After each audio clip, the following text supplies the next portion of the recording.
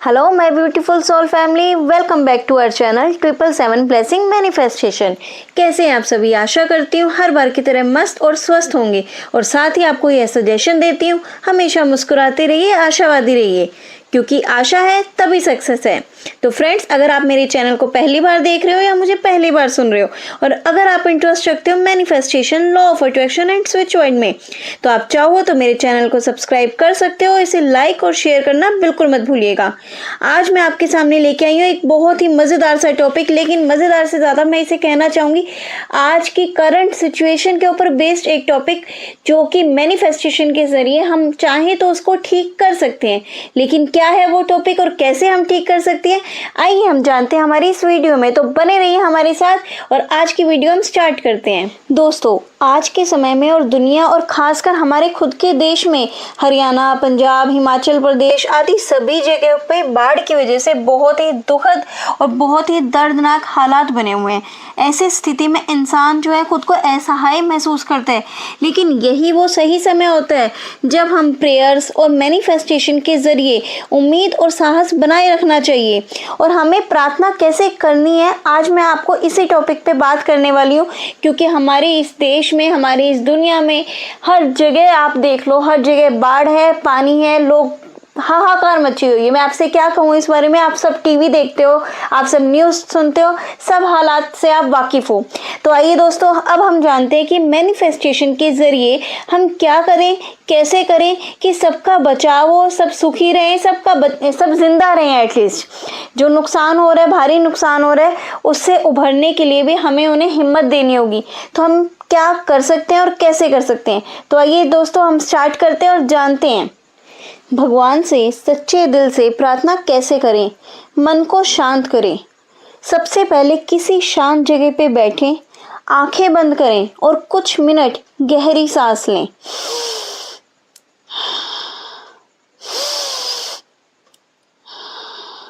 मन को एकाग्र करें, ईमानदारी से प्रार्थना करें, अपने शब्दों में सच्चे दिल से भगवान से बात करें, जैसे हे प्रभु, इन मुश्किल घड़ियों में अपने बच्चों की रक्षा करें, जिन्हें दुख पहुंचा है उन्हें सहन शक्ति दे और हमें मिलकर इस संकट से उबरने की शक्ति दे। प्रार्थना सिर्फ शब्द नहीं है, ये भाव है। जब आप सच्चे मन से करेंगे तो उसकी ऊर्जा पूरे ब्रह्मांड में फैलेगी। सकारात्मक सोच रखें, यह कल्पना करें कि सब कुछ धीरे धीरे ठीक हो रहा है, लोग सुरक्षित हैं, मौसम सामान्य हो रहा है, मदद पहुंच रही है। अफर्मेशंस करें, सब कुशल हैं, सब सही है, ईश्वर सबकी रक्षा कर रहे हैं, मैं और ये दुनिया सुरक्षित है, प्रकृति अब संतुलित हो रही है। आंखें बंद करके महसूस करें कि लोग सुरक्षित है, राहत मिल रही है, समाज फिर से सामान्य जीवन जी रहा है। भगवान का धन्यवाद करें कि अभी भी बहुत कुछ अच्छा है, जैसे हे प्रभु, धन्यवाद कि आपने आज भी मुझे जीवित रखा, मेरी सोचने की शक्ति दी, दूसरों के लिए प्रार्थना करने का अवसर दिया। एक छोटा सा प्रार्थना या एक छोटा सा मंत्र मैं आपसे कहना चाहूंगी। ओम सर्वे भवन्तु सुखिना, सर्वे सन्तु निरामया, सर्वे भद्राणि पश्यन्तु, माँ कश्यते दुख भाग्यते। इसका भावार्थ है, हे प्रभु, सभी सुखी हों, सभी रोग मुक्त हो, सभी शुभ देखे, कोई भी इंसान दुखी ना हो। प्रार्थना और ध्यान मन, शरीर और आत्मा तीनों को शांति देता है। जब हम इसे दूसरों के लिए करते हैं तो उसकी शक्ति कई गुना बढ़ जाती है। आपको एक सरल प्रभावशाली मेडिटेशन या मंत्र जाप आप समझ सकते हैं, जिसे आप रोज से 10 से 15 मिनट देकर कर सकते हैं। जैसे कि शांत जगह चुनो, जैसे आपका कमरा, आपका मंदिर, आपके घर की छत या कोई भी कमरा। मोबाइल फोन उस वक्त में आप साइलेंट कर दो या बंद कर दो। गहरी सांसें ले, 3-5 मिनट के लिए आंखें बंद करें, नाक से गहरी सांसें अंदर लें, थोड़ी देर रोकें, मुंह या नाक से धीरे धीरे सांस बाहर छोड़ें। ऐसा 5 बार करें, यह मन को शुद्ध करता है। फिर मंत्र जाप करें, ओम श्री परमात्मने नमः, दुख में सुख की किरण जगाओ, सबको शांति, सुरक्षा, सहारा दो, सबका कल्याण हो, इस मंत्र को 11 बार या 21 बार बोलें और या फिर मन में दोहराएं। हर बार के साथ कल्पना करें कि आपके शब्दों से रोशनी और सकारात्मक ऊर्जा पूरे संसार में फैल रही है। दोस्तों, विजुलाइज करें 2 से 3 मिनट। आंखें बंद रखकर यह कल्पना करें, बारिश बंद हो रही है, धूप निकल रही है, लोग सुरक्षित स्थानों पर पहुंच रहे हैं, राहत टीमें मदद कर रही है, बच्चे हंस रहे हैं, खिलखिला रहे हैं, पेड़ पौधे फिर से हरे हो रहे हैं, सब कुछ धीरे धीरे धीरे धीरे सामान्य होने लगा है। इसके साथ ही ग्रेटिट्यूड शो करें। आखिर में हाथ जोड़ो और कहो, मेरे साथ कहो, दोहराओ मेरे साथ, प्रभु आपने मुझे यह समय, चेतना और भावना दी कि मैं दूसरों के लिए प्रार्थना कर सकूं। धन्यवाद। सबका भला हो। पंजाबी में कहते हैं सर्वदा भला, यानी कि पूरे संसार का हम एक साथ ही भला मांग रहे हैं कि सबका भला हो, सब सुरक्षित रहे, सब ठीक हो। आप चाहो तो सुबह उठकर या रात को सोने से पहले 10-15 मिनट नियमित रूप से करो। असर ज़रूर होगा आपके मन में भी और इस संसार में भी। आप अकेले नहीं हो। जब हम ये प्रार्थना करते हैं, हम सब एक दूसरे के साथ होते हैं। दोस्तों, हमें अक्सर कोई भी बात जो है वो सिंपल तरीके से समझ ना आकर कई बार कहानी यानी कि स्टोरी टेलिंग के माध्यम से जल्दी समझ में आती है। तो आज आप मेरी इस कहानी को जो मैं आपको सुनाने जा रही हूँ, मैं आपको एक सच्ची भावना पर आधारित प्रेरणादायक कहानी सुना रही हूँ, जिसमें प्रार्थना, विश्वास, सकारात्मक सोच यानी कि मैनिफेस्टेशन की शक्ति आपको दिखाई दी गई है। तो ये कहानी है गांव की वो छोटी सी एक लड़की और बारिश की प्रार्थना। ध्यान से सुनिएगा, समझिएगा, आज के हालातों से मैच करिएगा। बहुत समय पहले की बात है। एक छोटे से पहाड़ी गांव में कई दिनों से लगातार तेज बारिश हो रही थी। नदियां उफान पर थी, खेत डूब चुके थे और घरों में पानी भर गया था। लोग डरे सहमे सरकार से मदद की आस लगाए बैठे थे। गांव का माहौल बहुत ही डरावना, उदासमय हो गया था। गांव के लोग क्या कर रहे थे? गांव के एक बुजुर्ग मंदिर में जाकर भगवान से प्रार्थना मांगते हुए। किसान आसमान को देखकर परेशान होते, माँ बाप बच्चों को छुपा छुपा कर रखते, लेकिन सबके मन में डर और निराशा छाई हुई थी। फिर एक दिन एक 9 साल की छोटी सी प्यारी सी लड़की अनाया अपने गीले कपड़ों में मंदिर पहुंची। उसके हाथ में कुछ नहीं था, लेकिन उसके चेहरे पर था डर नहीं, एक विश्वास, भरोसा। वो सीधे भगवान की मूर्ति के सामने बैठ गई और आंखें बंद करके धीरे धीरे बोलने लगी, हे भगवान, मुझे पता है आप हमें भूल नहीं सकते। मैं जानती हूँ कि बारिश जरूरी थी, लेकिन अब बहुत हो गया। अब आप सूरज को भेज दो ताकि सब कुछ सुख से ठीक हो जाए। बच्चे खेलें, गायें चारा खाएं और सब फिर से हंसे खेले और खुश रहें। फिर उसने अपनी आंखें खोली, मुस्कुराई और अपनी छोटी सी छतरी भगवान के सामने रख दी। लोग हैरान रह गए। गांव के लोग पूछने लगे, बिटिया तो छतरी क्यों लाई और तूने ये यहाँ क्यों रखी? अनाया ने बड़ी ही मासूमियत से कहा, मैंने भगवान से सूरज मांगा है, वो तो मुझे जरूर भेजेंगे। तो जब धूप निकलेगी तो मैं घर लौटते वक्त छतरी से खुद को बचा लूंगी। और फिर देखो क्या चमत्कार हुआ। अगले दिन सुबह सूरज की किरणें पहाड़ियों से झांकने लगी। बारिश थम चुकी थी, बादल छट चुके थे। गांव में लोगों के चेहरे पे उम्मीद की रोशनी आ गई। लोगों ने उस बच्ची को देखा जो सबसे छोटी थी, बिल्कुल मासूम सी, लेकिन उसका विश्वास सबसे बड़ा था। जो कि हम नहीं रख पाते, वो उसने रखा। दोस्तों, क्या सीखा आपने इस कहानी से? मैं आपको बताती हूँ। आपको जो लगा मुझे कमेंट बॉक्स में बताइएगा। मुझे जो लगा मैं आपसे साझा करती हूँ कि प्रार्थना करो, लेकिन विश्वास के साथ, खाली शब्दों से नहीं, भरोसे से। जैसे अनाया ने छतरी लाई, वैसे ही अगर आप प्रार्थना कर रहे हो तो मानो कि आपकी बात सुनी जाएगी। मन में डर नहीं, उम्मीद रखो, हौसला रखो। मुश्किल समय से निकल जाता है अगर हम उसका सामना सच्चे मन से करेंगे तो मैनिफेस्टेशन सिर्फ आपको नहीं, आपके आसपास की दुनिया को भी बदल सकती है। तो दोस्तों, आपने जाना कि कैसे मैनिफेस्टेशन और भरोसा रख के, विश्वास रख के कैसे कमाल होता है, जैसे उस बच्ची ने किया, अनाया ने। चलिए आइए मैं आपको एक और ऐसी ही अच्छी कहानी सुनाती हूँ। मैं आपको एक और भावनात्मक, प्रेरणादायक कहानी सुनाने जा रही हूँ, जो आपको ये सिखाएगी कि दूसरों के लिए प्रार्थना करना कैसे पूरे समाज को बदल सकता है, भले ही करने वाला अकेला ही क्यों ना हो। ये कहानी है एक बूढ़ी अम्मा की, थाली में उसने रखा दिया। ये कहानी है उत्तर भारत के एक पुराने गांव की, जहाँ एक बहुत ही साधारण सी बूढ़ी अम्मा रहा करती थी। उसका नाम था गंगा देवी। उनका कोई बेटा बेटी नहीं था। छोटा सा झोपड़ा, थोड़ा बहुत अनाज और भगवान में गहरी श्रद्धा, बस उनकी इतनी सी ही दुनिया थी। और एक दिन अचानक गांव में बाढ़ आ गई। जैसे हमारे यहाँ पे हो रहा है, हरियाणा, पंजाब, उत्तर प्रदेश, हर जगह, हर जिला, हर देश का हर कोना कोना बाढ़ से ग्रस्त हो चुका है। सेम वैसे ही एक दिन उस गांव में बाढ़ आ गई। तेज बारिश, नदियां उफान पर, खेत बह गए, लोग ऊंचे स्थानों पर भागने लगे। सब भाग रहे थे, जो जितना ले जा सकता था वो लेकर साथ में भाग रहा था। लेकिन गंगा अम्मा वही उसी झोपड़ी में बैठी रही। फिर उन्होंने क्या किया, जब पानी धीरे धीरे उनके घर की ओर बढ़ रहा था, गंगा अम्मा ने अपनी थाली में एक छोटा सा दिया रखा, बिल्कुल छोटा सा प्यारा सा दिया रख दिया। गंगा अम्मा ने अपनी थाली में जैसे वो दिया रखा और थोड़ा सा घी भी डाल दिया और अपने भगवान की मूर्ति के सामने रख के उन्होंने आंखें बंद की और भगवान से प्रार्थना करने लगी।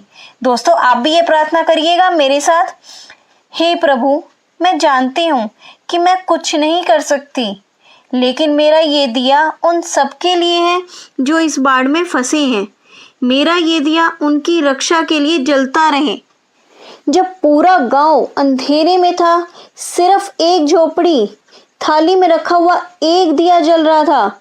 लोगों ने देखा वो रोशनी पानी पर चमक रही थी और एक अजीब सी शांति, सुरक्षा का अनुभव दे रही थी।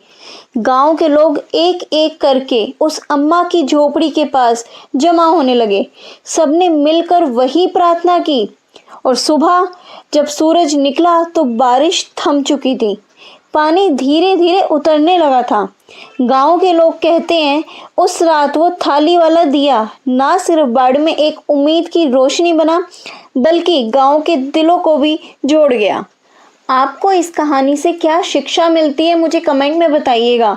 एक छोटा सा दिया, जैसे हम कहते हैं मैं एक अकेला इंसान हूँ, मैं क्या कर सकता हूँ, मैं कुछ नहीं कर सकता, लेकिन भगवान से प्रार्थना तो कर सकता हूँ ना।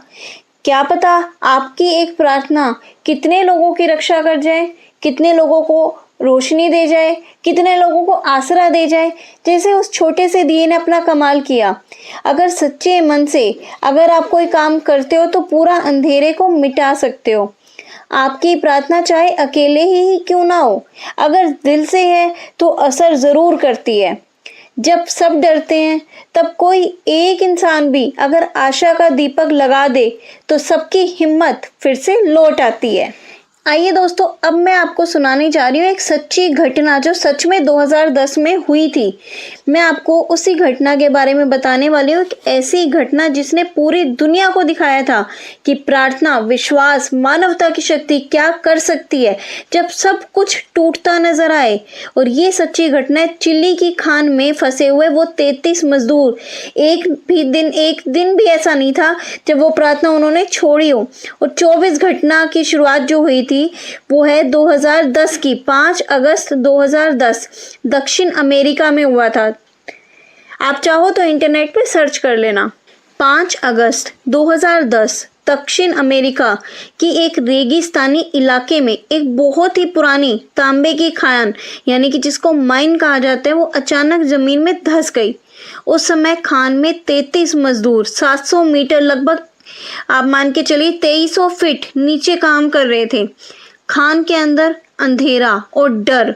ऊपर की जमीन गिर चुकी थी। जब उसके पास ना रोशनी थी, ना ताजी हवा, ना खाना, ना ही बाहर से कोई संपर्क। वो 33 लोग एक छोटे से चैम्बर में बंद थे, लगभग मौत के इंतजार में। लेकिन उन 33 लोगों ने क्या किया? पहले 2-3 दिन बहुत तनाव में भी थे, लेकिन उनमें से एक मजदूर था, मैवियो। उसने कहा, हमें डरना नहीं है, हमें उम्मीद रखनी है। उन्होंने सबको रोज एक वक्त पे प्रार्थना करने को कहा। खाने के नाम पर उनके पास 2 दिन का खाना था, जो उन्होंने 14 दिन तक बांटकर खाया। हर दिन वो हाथ पकड़कर प्रार्थना करते, ऊपर की दुनिया से मदद की कल्पना करते। ऊपर क्या हो रहा था? ऊपर उनकी फैमिलीज वो जमा थी, सरकार, सेना, दुनिया भर के इंजीनियर सब हेल्प के लिए लगे हुए थे। लेकिन 17वें दिन बीत गए, कोई संपर्क नहीं, कोई आवाज नहीं। लोगों ने उम्मीद खोनी शुरू कर दी थी।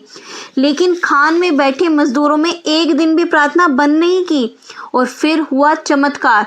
17वें दिन यानी कि 17th ऑफ उसके तो था, अचानक चमत्कार हुआ कि 17वें दिन ऊपर से भेजी गई एक सुरंग ड्रिल खान के चैम्बर तक पहुंच ही गई। जैसे ही ड्रिल को बाहर निकाला गया, उस पर एक छोटा सा कागज बंधा था, हम 33 लोग सुरक्षित हैं, जीवित हैं। उसमें ये पढ़ के पूरी दुनिया रो पड़ी। 69 डेज के बाद लगातार प्रयासों, तकनीकी सहायता से 69 डेज के बाद 33 में से सभी मजदूरों को एक एक करके सुरक्षित बाहर निकाला गया। और दोस्तों, आपको पता है, जब पहला मजदूर बाहर आया, उसके हाथ में क्या था? एक छोटी सी बाइबल, जो प्रार्थना की बुक होती है। जैसे हम हिंदुस्तानी लोग क्या करते हैं, गीता पढ़ते हैं, वैसे वहाँ पे वो बाइबल पढ़ते थे। उनकी आंखों में थे आंसू। और इस सच्ची घटना से आपको क्या सीखने को मिला, प्लीज मुझे कमेंट बॉक्स में हर हाल में बताइएगा। क्योंकि आज के हालात देश दुनिया में जो बने हुए हैं, वो सब भी यही सब कुछ हो रहा है। अगर हम लोग सब मिल के चलेंगे, एक दूसरे की हेल्प करेंगे, प्रार्थना करेंगे, प्रेयर करेंगे, मैनिफेस्टेशन करेंगे, विजुअलाइज करेंगे, तो डेफिनेटली हमारे हालात भी सुधरेंगे। आस्था का दीपक बुझने मत दो, चाहे हालात कितने भी अंधेरे में क्यों ना हो। सच्ची प्रार्थना अकेले नहीं होती है, वह ऊर्जा बनकर सबको जोड़ती है। मानवता, विज्ञान, आस्था सब साथ में आ जाएं तो असंभव भी संभव हो जाता है। डर के वक्त में भी अगर एक इंसान, सिर्फ एक इंसान उम्मीद रखे, तो वो सबकी हिम्मत बन जाता है। केदारनाथ का नाम तो आपने सुना ही होगा ना, और बहुत से लोगों ने वहाँ पे यात्रा भी की होगी, दर्शन भी किए होंगे। तो आज मैं आपको भारत की एक सच्ची घटना सुनाने जा रही हूँ। एक ऐसी आपदा की कहानी जिसमें प्रकृति का क्रोध तो था, लेकिन उसमें भी था मनुष्य का साहस, विश्वास और प्रार्थना। एक ऐसी घटना, केदारनाथ की बाढ़ आई थी, जब आपको अगर याद हो थोड़ा सा, आस्था और चमत्कार ने जीवन को बचाया था। 16-17 जून 2013 की बात है ये। 16 तारीख थी, 17 तारीख थी, एग्जैक्टली मुझे भी याद नहीं है, लेकिन हाँ, जून का महीना और 2013 की घटना है ये। उत्तराखंड के केदारनाथ धाम में भीषण जिसे आप कहेंगे प्राकृतिक आपदा आई। लगातार हो रही मूसलाधार बारिश और चौरापाई झील के टूटने से केदारनाथ घाटी में अचानक बाढ़ आ गई और उनका लैंडस्लाइडिंग होने लगी। हजारों लोग तीर्थ यात्रा में थे, कुछ केदारनाथ के मंदिर में थे, कोई रास्ते में था, तो कोई अपने परिवार से बिछड़ गया था। नदी उफान पर आ गई, बड़े बड़े पत्थर मंदिर के पास तक आ पहुंचे। मकान, होटल, दुकानें, सब कुछ पानी में बह गया। लोग चीखते रहे, चिल्लाते रहे, मदद मांगते रहे, लेकिन सब कुछ इतनी तेजी से हुआ कि कुछ समझ में नहीं आया कि क्या किया जाए। केदारनाथ मंदिर, जो कि 1000 साल से खड़ा है, बिल्कुल सही सलामत है। कहते हैं मंदिर के ठीक पीछे से एक बहुत बड़ा पत्थर आकर मंदिर के पीछे अटक गया, जिसने मंदिर की दीवार को सहारा दिया और तेज बहाव का सारा पानी मंदिर को छूकर साथ से निकल गया। उस पत्थर को अब भी लोग कहते हैं भगवान का कवच। अगर आपका कभी केदारनाथ में जाना हो, अभी तो नहीं, अभी हालात थोड़े से ठीक हो जाए, अभी तो अपने घर में रहिए, सुरक्षित रहिए, कहीं मत जाइए, किसी भी कोने में मत जाइए। इनफैक्ट किसी भी स्टेट में, किसी भी कंट्री में कहीं भी मत मूव करिए, जहाँ है वहीं रहिए, यही बेटर है। लेकिन अगर एक बार हालात ठीक होने के बाद अगर आपका केदारनाथ जाना हो तो आप भी ज़रूर देख के आइएगा। मंदिर में मौजूद कुछ लोग थे जिनके पास ना खाना था, ना पानी था, ना कोई रास्ता था, बस बैठकर प्रार्थना कर रहे थे। वो रोज मिलकर मंत्र जाप करते, शिव की स्तुति करते और आरती करते। उनका मानना था अगर मृत्यु आनी ही है तो लेकिन हम भगवान के चरणों में ही रहेंगे। और ये चीज़ सच में असरदायक थी। जब देखो इतना कुछ इस दुनिया में हो रहा है, कब कौन मर जाए कुछ नहीं पता। कभी अहमदाबाद में अभी प्लेन क्रैश हुआ था, इस पूरे उसमें मतलब कितना हाहाकार मच गया था कि एयर इंडिया की फ्लाइट क्रैश हो गई और कोई भी नहीं बचा उनमें से, सिर्फ एक इंसान बचा ना, लगभग सभी लोग उसके अंदर मारे गए थे। अभी हाल ही में आपने देखा हर जगह पे लैंडस्लाइडिंग हो रही है, भूकंप के झटके आ रहे हैं, इतना कुछ इस दुनिया में हो रहा है। मरना तो तय है, कौन कब मर जाए कुछ नहीं पता। आज मैं वीडियो कर रही हूँ, कल मैं भी रहूँगी नहीं रहूँगी मुझे भी नहीं पता। भगवान सबकी रक्षा करे, मेरी भी, आपकी भी और हम सब की भी, ठीक है। तो लेकिन अगर हमें मरना ही है तो कम से कम भगवान की स्तुति करते हुए तो जाएं, कम से कम भगवान के चरणों में प्रार्थना तो कर लें। क्या पता हमारी प्रार्थना से हम बचे या ना बचे, हमारा कोई अपना बच जाए। आप भी सहमत है इस बात से या नहीं? अगर आप इस बात से सहमत है तो कमेंट में लिखिए थैंक यू यूनिवर्स। तो चलिए आगे मैं आपको बताती हूँ कि फिर क्या हुआ। लोगों ने पूरी प्रार्थना की, हमेशा मंत्र जाप किया, शिव की स्तुति की। काल भी क्या बिगाड़ेगा, जो भक्त हो महाकाल का, ये तो हम सब जानते हैं ना। और वही चमत्कार हुआ, अधिकतर वही लोग सुरक्षित निकले जो मंदिर में थे। 2 से 3 दिन लगभग कोई संपर्क नहीं था। भारतीय सेना, वायुसेना, सभी जवानों ने हेलीकॉप्टर से बचाव शुरू किया। लोगों को पहाड़ों में रेस्क्यू करके निकाला गया। कई जवानों ने अपनी जान तक इस पे दांव पे लगा दी। किस लिए? सिर्फ आप लोगों को बचाने के लिए। तो इस सच्ची घटना से आपने क्या सीखा? आप क्या समझते हैं, क्या सोचते हैं, क्या विचार करते हैं, मुझे कमेंट में ज़रूर बताइएगा। लेकिन इसके साथ ही मैं आपको थोड़ा सा बता देती हूँ कि प्रकृति से ज़्यादा ताकतवर कुछ भी नहीं है। भगवान से आप नहीं लड़ सकते, नेचर से आप नहीं लड़ सकते, लेकिन नेचर के साथ जो हम खिलवाड़ कर रहे हैं ना, एक्चुअल में भगवान इसी चीज़ से क्रोधित है। अगर मान के चलिए अभी गणेश जी का उत्सव चल रहा है इन दिनों में, अभी 1-2 दिनों में गणेश विसर्जन भी होगा, ठीक है।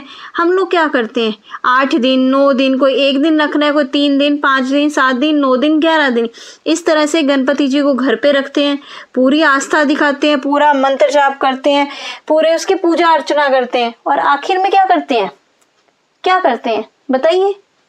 जानते हैं ना, आप भी समझ तो आप भी गए हैं।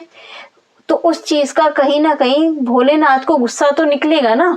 आप नदियों में बहा रहे हो, आप कहीं पे भी विसर्जन कर रहे हो, मंदिरों में निकाल के अपने फेंक दिया, कहीं पे उनका हाथ है, कहीं पे उनकी सूंड है, कहीं पे उनका पाँव है। क्या कर रहे हो, ये क्या कर रहे हो? कोई आपके बच्चे के साथ ऐसा करे तो वो तो फिर भी भोलेनाथ की औलाद है। क्या कर रहे हो आप भगवान के साथ? प्रकृति से खिलवाड़, भगवान से धोखा। कहाँ जाओगे? इसी जगह पे आपको नर्क मिल जाएगा अगर ऐसी हालत होगी तो अगर हम चाहते हैं कि ये सृष्टि बची रहे, सुरक्षित रहे, तो भाई जो बुरा कर्म कर रहे हैं उनको साइड में रखो। हमें क्या करना है? अच्छे कर्म। कैसे करने हैं? कि आस्था रखो, प्रार्थना करो, चमत्कार होगा ही होगा। जब चारों तरफ तबाही हो तो मन को शांत रखकर ईश्वर में भरोसा रखने की हिम्मत मिलती है। सेना, बचाव दल हमारे असली शक्ति है, हमें उनका हमेशा सम्मान करना चाहिए, उनको हमेशा सपोर्ट करना चाहिए। संकट चाहे कितना भी बड़ा क्यों ना हो, मनुष्य की इच्छा शक्ति और प्रार्थना उसे पार कर सकती है। आज भी जब लोग केदारनाथ जाते हैं तो उस पवित्र पत्थर को आज भी झुककर प्रणाम करते हैं जिसने उस रात हजारों लोगों की जान बचाई थी। तो आपसे भी मैं सिर्फ इतना ही कहना चाहूंगी। आपको मैंने 2-3 अलग अलग कथा सुनाई, अलग अलग स्टोरीज के माध्यम से समझाया, और मैं क्या समझाना चाह रही हूँ और आपको क्या समझ में आया और आपको क्या सीख मिली, कमेंट में मुझे लिख के बताइएगा। और इसके साथ ही आप जो भी हैं, जहाँ भी मेरी आवाज़ जा रही है, जो भी मुझे सुन रहा है, कुछ कर सकता है, नहीं कर सकता, भाई प्रार्थना तो कर ही सकते हो ना। इसमें कहीं कहीं शायद मुझे मेरे थोड़े से तीखे वचन निकले, थोड़ा सा गुस्सा भी फूट रहा है कि हम इस दुनिया में कर क्या रहे हैं, इस कलयुग में क्या कर रहे हैं। वैसे तो हमें पता ही था कि कलयुग में क्या होने वाला है, लेकिन हालात बद से बदतर होते जा रहे हैं। आज भी अगर ये सृष्टि टिकी हुई है, थोड़ा बहुत अगर कुछ कर सकते हो तो प्रार्थना करो, मैनिफेस्ट करो, अपने लिए करो, अपनों के लिए करो, इस समाज के लिए करो, इस पूरी दुनिया के लिए करो। क्या जाने आपकी प्रार्थना कहाँ काम आ जाए, किसका बचाव हो जाए, किसका बेटा, किसकी बच्ची, किसकी घर परिवार सब सुरक्षित हो जाए। आज की तारीख में आप सब जानते हैं, पंजाब, हरियाणा, दिल्ली, इधर उत्तर प्रदेश, हिमाचल प्रदेश, किसी भी एक जगह बता दो जो सुरक्षित हो। सब कुछ तो तहस नहस हो गया, फसलें बर्बाद हो गई, किसान रो रहे हैं, घर से बेघर हो गए हैं, छोटे छोटे मासूम बच्चे दर बदर की ठोकरें खा रहे हैं। तो ऐसे में उनके पशु तक भी, मतलब एक किसान के लिए उसके पशु क्या होते हैं वो आप सब जानते हैं, वो भी मर रहे हैं, वो बेचारे बेजुबान जानवर भी मर रहे हैं। तो आप लोगों से मेरी हाथ जोड़ के एक हम्बल रिक्वेस्ट है, प्लीज़ जो जहाँ है वहीं से प्रार्थना करें, मैनिफेस्ट करें, विजुअलाइज करें कि सब कुछ ठीक हो रहा है। बारिश बंद हो चुकी है, पूरी धरती शांत हो चुकी है, पहले की तरह सब कुछ रूटीन में नॉर्मल तरीके से होना स्टार्ट हो चुका है। थैंक यू यूनिवर्स कहिए, बार बार शुक्राना कहिए, भगवान क्या पता किसकी प्रार्थना कब सुन ले। इसी के साथ ही मैं अपनी वाणी को विराम देना चाहूँगी, क्योंकि आज का ये मेरा वीडियो जो है वो कोई कंटेंट नहीं है, वो आज की हालातों के ऊपर बेस्ड मेरे दिल की कुछ बातें थी जो मैंने आप लोगों के साथ साझा किया है। अगर मेरी कोई भी बात किसी को बुरी लगी हो तो मैं हाथ जोड़ के माफ़ी चाहूँगी, और अगर कोई भी बात आपको सही लगी हो तो प्लीज़ उसे फॉलो करना, मैनिफेस्ट करना, प्रेयर करना, प्रार्थना करना प्लीज़। Thank you universe.